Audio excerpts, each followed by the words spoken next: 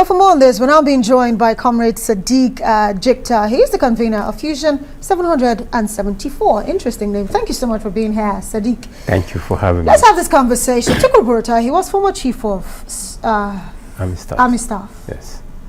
But he got removed because insecurity was a major issue. And he, not just him, but the army chiefs at the time, when he was chief of Army Staff, they were all removed. Yes. And replaced Yes. by others. Yes. Because they couldn't deliver. So what do you think he'll do differently this not time? because he couldn't deliver.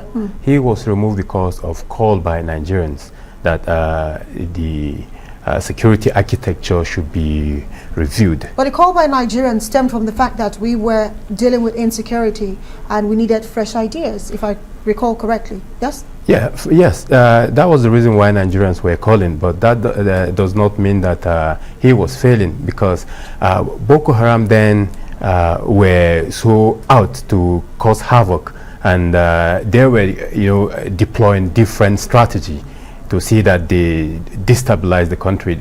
And after he was removed, the case didn't change; it still remained the same.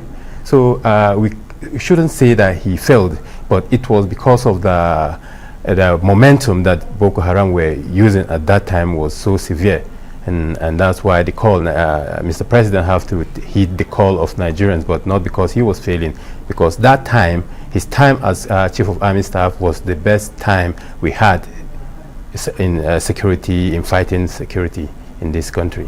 Well, that is your opinion, because if you look at the data, the truth is,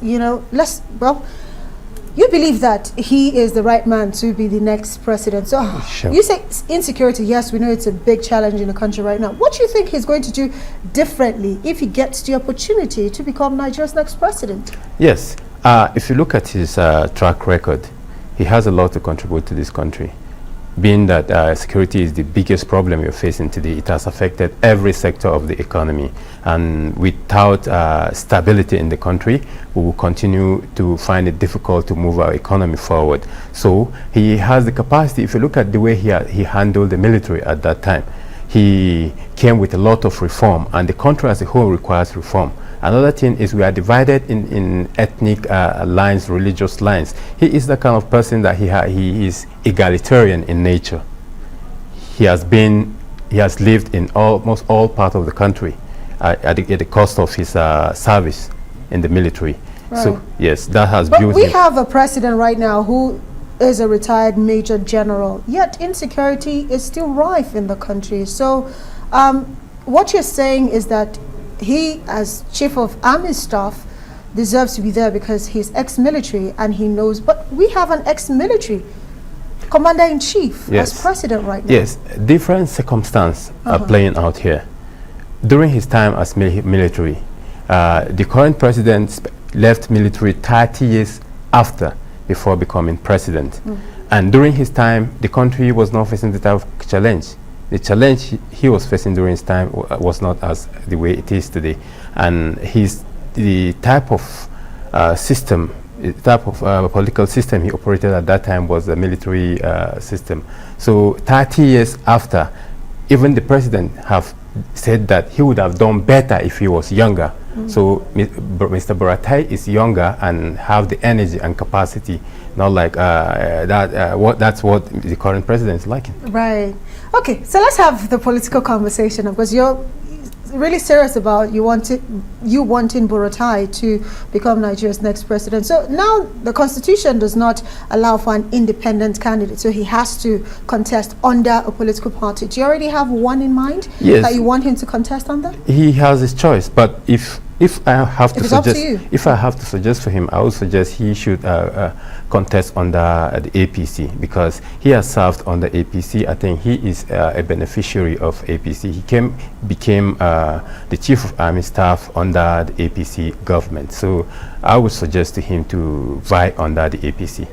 There's 100 million naira prize for you to be able to, even have an opportunity to vie for that position under the APC. So your group, Fusion 774, do you have that war chest to gather 100 million naira, at least for starters, to get that form at least before we talk about campaigns? Yes, we have friends who are willing to make contributions from different quarters, businessmen and other people from other background who are interested in him, who are interested in the security, stability of the country. So a lot of Nigerians are willing to contribute. We are ready and we have done our groundwork, and we see that yes, we can raise the money. Okay, so now you can raise the money, you can, contribute and make that happen.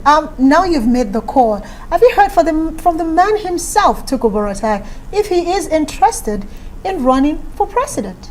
Yes, we have made effort. It's a call, but in the event that he doesn't accept our call, fine, we'll lean with other candidates that we feel that he is Have you reached out and tried to have a conversation with him? We have written him. Also, we are waiting for his response. He's not so far away. He's in Benin Republic. He's the ambassador over there. Have you made efforts to go meet him? He's not in the country at the moment, but in the next few days, we look forward to meet him physically.